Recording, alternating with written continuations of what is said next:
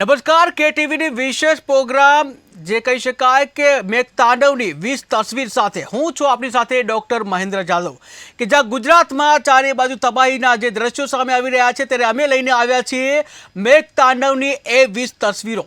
જ્યાં વાત કરીએ વડોદરાની તો વડોદરા આપણે પૂરને લઈને મોટા સમાચાર સામે આવી રહ્યા છે। વડોદરામાં પૂરના પાણીએ તબાહી સર્જી છે ત્યારે પાણી ઓસરતા જ મૃતદેહો મળવાનો સિલસિલો યથાવત છે ત્યારે અત્યાર સુધી કુલ 13 મૃતદેહો મળી આવ્યા છે। જ્યાં સયાજીગંજ વિસ્તારમાંથી એક મૃતદેહ મળી આવ્યો છે, કારેલીબાગ વિસ્તારમાંથી પણ એક મૃતદેહ મળી આવ્યો છે ત્યારે ખિસકોલી સર્કલ પાસેથી પણ 3 મૃતદેહ મળી આવ્યા છે ત્યારે 12 વર્ષના કિશોર અને 2 યુવકોના મૃતદેહ મળી આવ્યા છે। શહેરના જુદા જુદા વિસ્તારમાંથી 13 મૃતદેહ મળી આવ્યા છે કે જ્યાં સમગ્ર ગુજરાતને હચમચાવી દે તેવા દ્રશ્યો સામે આવી રહ્યા છે। વિશ્વામિત્રી નદીએ રૌદ્ર સ્વરૂપ ધારણ કર્યું હતું અને ત્યારબાદ સમગ્ર વડોદરા જળમગ્ન બન્યું હતું અને જ્યાં પૂરના પાણી ઓસરતા જ સમગ્ર ગુજરાતને હચમચાવી દે તેવા દ્રશ્યો સામે આવી રહ્યા છે કે જ્યાં વડોદરામાં પૂર ઓસરાતા જે પાણી ઓસરાતા 13 મૃતદેહ મળી આવવાની ઘટના સામે આવી રહી છે કે જ્યાં પાણી ઓસર્યા અને તે બાદ જે 13 મૃતદેહ મળી આવ્યા છે જ્યાં સમગ્ર ગુજરાતને હચમચાવી દે તેવા આ દ્રશ્યો સામે આવી રહ્યા છે ત્યારે વિશ્વામિત્રી નદીએ 13 લોકોને ભરખી ગઈ કે જ્યાં 13 લોકોના મૃતદેહ મળી આવવાના સમાચાર સામે આવી રહ્યા છે। જ્યાં વડોદરામાં પૂરના પાણીએ તબાહી સર્જી છે ત્યારે પાણી ઓસરતા જ મૃતદેહ મળવાનો સિલસિલો જોવા મળ્યો કે જ્યાં મૃતદેહ મળવાનો સિલસિલો જોવા મળ્યો ત્યારે 13 મૃતદેહો મળી આવ્યા છે ત્યારે 13 મૃતદેહો મળી આવ્યા। જ્યાં સયાજીગંજ વિસ્તારમાંથી એક મૃતદેહ મળી આવ્યો છે, કારેલીબાગ વિસ્તારમાંથી એક મૃતદેહ મળી આવ્યો છે। આ સાથે જ ખિસકોલી સર્કલ પાસેથી પણ 3 મૃતદેહ મળી આવ્યા છે।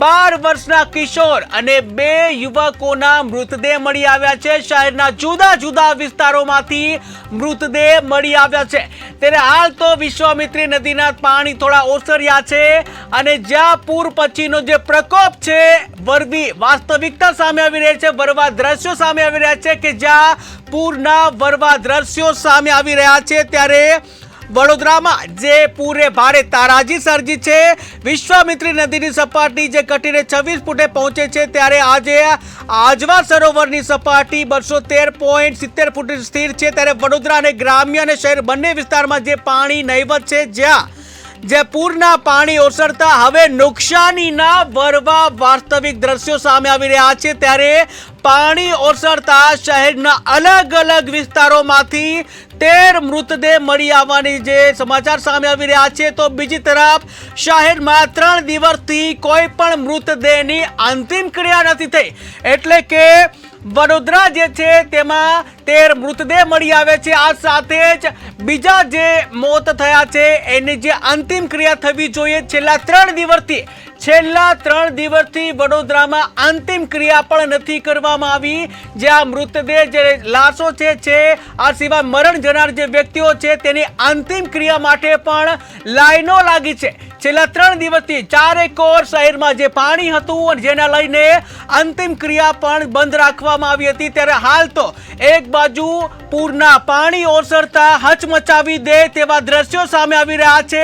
શહેરમાંથી 13 મૃતદેહ મળી આવ્યા છે। આ સાથે હજી પણ જે શોધખોળની કામગીરી અને બીજા પણ મૃતદેહ મળી આવવાની આશંકા સેવવામાં આવી રહી છે ત્યારે કેટલા મૃતદેહ મળી આવશે તે તો આવનારો સમય જ બતાવશે પરંતુ હાલ તો વિશ્વામિત્રીના જે રૌદ્ર સ્વરૂપ જે ધારણ કર્યું અને એમાં 13 વ્યક્તિના મૃતદેહ મળી આવ્યા છે કે જ્યાં સમગ્ર ગુજરાતને હચમચાવી દેવી તેવી આ ઘટના સામે આવી છે કે જ્યાં સમગ્ર ગુજરાતને હચમચાવી દે તેવા સમાચાર છે। સૌથી મોટા સમાચાર કે જ્યાં વડોદરાના પૂરમાં 13 વ્યક્તિના મૃતદેહ મળી આવ્યા છે। આ સાથે જ બીજા અન્ય જે મૃત્યુ પામ્યા છે તેઓની અંતિમ ક્રિયા કરવામાં નથી આવી ત્યારે અંતિમ ક્રિયાને લઈને પણ જે મૃતદેહ છે તેની લાઈનો લાગી છે, કતારો લાગી છે ત્યારે એક બાજુ પાણી ઓસર્યા છે અને ત્યારબાદ નુકસાનીના દ્રશ્યો સામે આવી રહ્યા છે ત્યારે હાલ તો 13 મૃતદેહ મળી આવ્યા છે।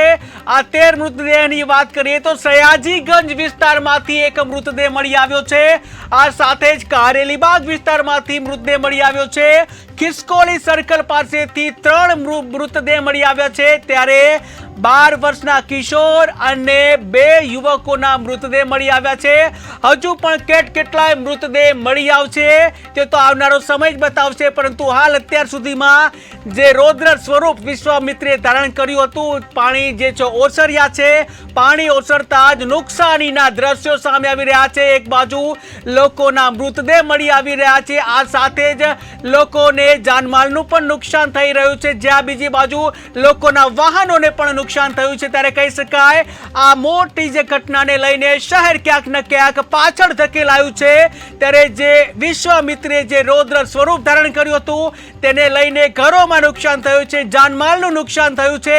હાલ સુધીમાં તો 13 મૃતદેહ મળી આવ્યા છે, પરંતુ આવનારા સમયમાં જેમ જેમ પાણી ઓસરશે, જેમ જેમ શોધખોળ થશે, તેમ તેમ વધુ મૃતદેહ મળી આવે તો પણ નવાય નહીં. પરંતુ હાલ તો આપણે ઈશ્વરને એક જ પ્રાર્થના કરીએ કે હવે વધુ મૃતદેહ ના મળે અને જે જાનહાનિ ન થાય તેવી જ ઈશ્વરને પ્રાર્થના. પરંતુ હાલ તો જે 13 મૃતદેહ મળી આવ્યા છે, સમગ્ર ગુજરાતને હચમચાવી દે તેવા દ્રશ્યો સામે આવ્યા.